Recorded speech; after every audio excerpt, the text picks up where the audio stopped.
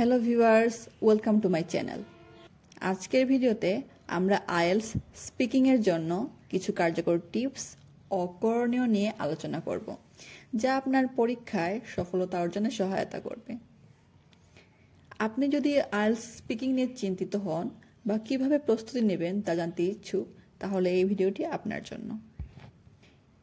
IELTS স্পিকিংয়ের মূল লক্ষ্যটা আসলে কি, মানে এই পরীক্ষাটা কেন নেওয়া হয়? স্পিকিং অংশের মূল লক্ষ্য হলো আপনার ফ্লুয়েন্সি, কোহেরেন্স, ভোকাবুলারি, গ্রামার ও উচ্চারণ যাচাই করা। এই সব কিছু যাচাই করে ব্যান্ড 9-এর মধ্যে আপনার ব্যান্ড স্কোর দেওয়া হবে। তাই প্রত্যেকটা পার্টে কাজ করাটা খুব জরুরি। এই পরীক্ষার ফরম্যাটে 3টা পার্ট আছে: পার্ট 1, পার্ট 2 আর পার্ট 3। পার্ট 1 হচ্ছে ইন্ট্রোডাকশন অ্যান্ড ইন্টারভিউ। এখানে ব্যক্তিগত তথ্য, দৈনন্দিন জীবনের প্রশ্ন যেমন হবি, প্রফেশন, হোমটাউন, এইসব রিলেটেড কোয়েশ্চেন করা হয়। পার্ট 2 হচ্ছে লং টার্ম। পার্ট 2তে একটা নির্দিষ্ট বিষয়ে 1 থেকে 2 মিনিটের স্পিচ দিতে হবে, আর এজন্য আপনাকে প্রস্তুতির জন্য সময়ও দিবে 1 মিনিট। পার্ট 3 হচ্ছে বিষয়ভিত্তিক গভীর আলোচনা। কোনো একটা বিষয় নিয়ে অপিনিয়ন দেওয়া, অ্যানালাইজ করা বা ওই বিষয়ে ডিপ কনভারসেশন এই পার্টে করা হয়ে থাকে। প্রস্তুতির মূল কৌশলে আমি প্রথমে যেটা বলবো সেটা হচ্ছে প্রতিদিন প্র্যাকটিস করা। ইংরেজিতে কথা বলা আপনার আত্মবিশ্বাস ও ফ্লুয়েন্সি বাড়ায়। প্রতিদিন যদি আপনি কমপক্ষে 15 থেকে 20 মিনিট ছোট ছোট আলোচনা বা গল্প বলার অভ্যাস করেন, তাহলে কিন্তু আপনার জন্য এটা খুবই একটা কার্যকরী উপায় হবে আপনার স্পিকিংটা ডেভেলপ করার জন্য।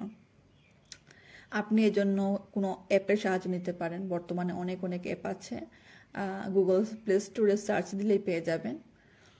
তাছাড়া আমার মতে সবচেয়ে বেশি ইফেক্টিভ হয় আপনি যদি কোনো পার্টনারের সাথে ডেইলি বেসিসে কথা বলতে পারেন। তারপরে হচ্ছে মিরর প্র্যাকটিস। এটি খুবই ইফেক্টিভ। নিজেকে আয়নায় কথা বলতে দেখুন। এতে আপনার উচ্চারণ ও মুখভঙ্গি নিয়ন্ত্রণে আপনি দক্ষ হবেন, বুঝতে পারবেন যে কিভাবে কথা বললে কথাটা আরো সুন্দরভাবে শ্রোতার কাছে পৌঁছাবে। 3 নম্বরটা হচ্ছে রেকর্ডিং ও রিভিউ। নিজের কথোপকথন রেকর্ড করুন এবং শুনে দেখুন কোথায় ঠিক উন্নতির দরকার, এবং সেই অনুযায়ী কাজও করতে হবে। 4 নম্বর যেটা বলবো, ভিন্ন ভিন্ন বিষয় নিয়ে প্রস্তুতি। কিউ কার্ডের ক্ষেত্রে প্রধান যে সমস্যা হয় তা হলো আইডিয়া জেনারেট করতে না পারা। আমরা যে বিষয়ে কম জানি তা নিয়ে অনেক সময় কথা বলায় কমফোর্টেবল ফিল করি না। এজন্য এসব বিষয়ে প্রচুর জানতে হবে, পড়তে হবে, যাতে আপনি সহজেই এই বিষয়ে কথা বলতে পারেন। এর মানে কিন্তু এই না যে আপনি মুখস্থ করে বলবেন। আপনি আইডিয়া নেবেন, কিন্তু উত্তর রেডি করবেন নিজের মতো করে। এজন্য মার্কারের কিউ কার্ডের স্যাম্পলগুলো পড়তে পারেন। আইডিয়া জেনারেট করতে পারাটা একটি গুণ। এটি প্র্যাকটিসের মাধ্যমে আয়ত্ত করতে হবে। একটা ভালো টেকনিক শিখিয়ে দেই। আপনি মার্কারে একটা টপিক নেবেন, সেটার স্যাম্পল আনসার পড়বেন, তারপর নিজে 1 মিনিট সময় নিয়ে ওই কিউ কার্ডের জন্য আইডিয়া জেনারেট করবেন, পয়েন্ট নোট ডাউন করবেন এবং 3-4 মিনিট ওই টপিকে কথা বলার চেষ্টা করবেন।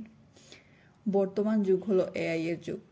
সবশেষে আপনারা চ্যাটজিপিটি এর সাহায্য নিতে পারেন আপনার জন্য আইডিয়াল ও মন মতো স্যাম্পল তৈরি করার জন্য ও শেখার জন্য। সেখানে আপনারা খুব সহজেই নিজের ইচ্ছা অনুযায়ী স্যাম্পল তৈরি করতে পারবেন।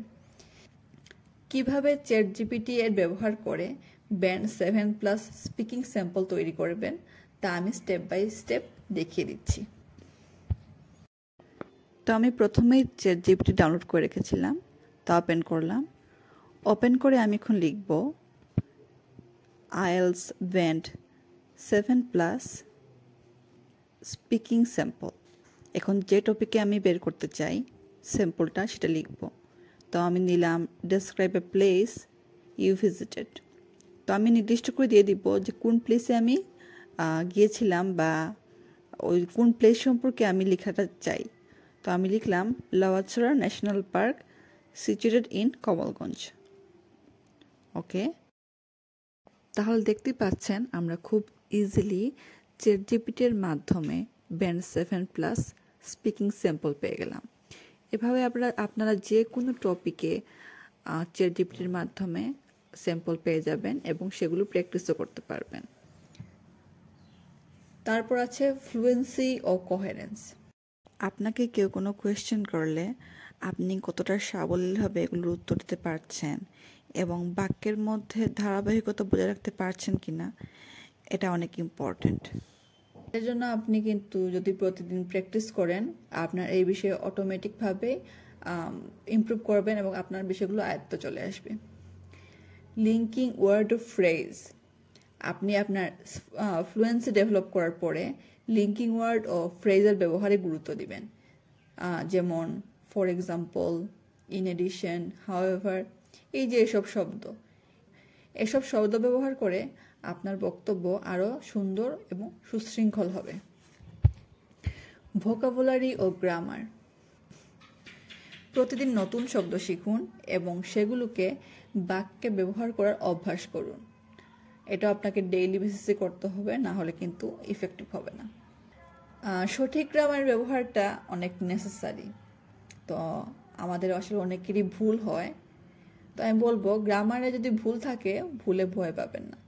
প্র্যাকটিসের মাধ্যমে ধীরে ধীরে উন্নতি হবে। আপনি শুধু নিয়মিত প্র্যাকটিস করতে থাকুন।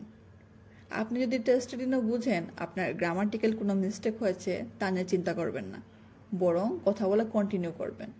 ভুল নিয়ে ভাবতে গেলে আপনার পারফরমেন্স কিন্তু আরও খারাপ হবে। উচ্চারণ ও স্পষ্টতা। এই বিষয় ঠিক করতে হলে নেটিভ স্পিকারদের ভিডিও দেখে তাদের উচ্চারণ অনুকরণ করলে ভালো হবে। ইউটিউবে অনেকেই এই রিলেটেড ভিডিও তৈরি করেন, তা দেখে ফলো করতে পারেন। স্পষ্টভাবে কথা বলা। প্রতিটি শব্দ স্পষ্টভাবে উচ্চারণ করুন, যাতে পরীক্ষক সহজে বুঝতে পারেন। পরীক্ষার দিন খুবই ফ্রেশভাবে পরীক্ষা দিতে যান এবং পরীক্ষকের সাথে এমনভাবে ডিল করবেন যেন উনি আপনার কোনো কলিগ বা ফ্রেন্ড এরকম রিল্যাক্সে পরীক্ষা দিবেন। লাস্ট বাট নট লিস্ট, আপনারা ইউটিউবে কিন্তু অনেক ব্যান্ড 6+ আইএলটিএস স্পিকিংয়ের স্যাম্পল দেখবেন। তো সেইগুলো কিন্তু দেখতে পারেন, দেখে তাদের ভুলগুলো থেকে শিক্ষা গ্রহণ করতে পারেন এবং প্রয়োজনে আপনারাও তাদের কিছু সুন্দর সুন্দর বাক্য আছে সেগুলো শিখে রাখতে পারেন এবং পরবর্তীতে সেই বাক্যগুলো আপনার বাক্য তৈরির ক্ষেত্রে সেগুলো ইউজ করতে পারেন। তো এই হলো আইএলটিএস স্পিকিংয়ের জন্য ইফেক্টিভ কিছু টিপস। আশা করি ভিডিওটি আপনাদের জন্য হেল্পফুল হবে। যদি এই ভিডিওটি আসলেই আপনাদের ভালো লেগে থাকে, আপনাদের জন্য হেল্পফুল হয়ে থাকে, তাহলে অবশ্যই এই চ্যানেলটিকে সাবস্ক্রাইব করবেন, ভিডিওতে লাইক দিবেন, যাতে পরবর্তীতে এমন আরও অনেক ভিডিও তৈরি করতে আমি উৎসাহ পাই। সবাইকে অনেক ধন্যবাদ। Thanks for watching.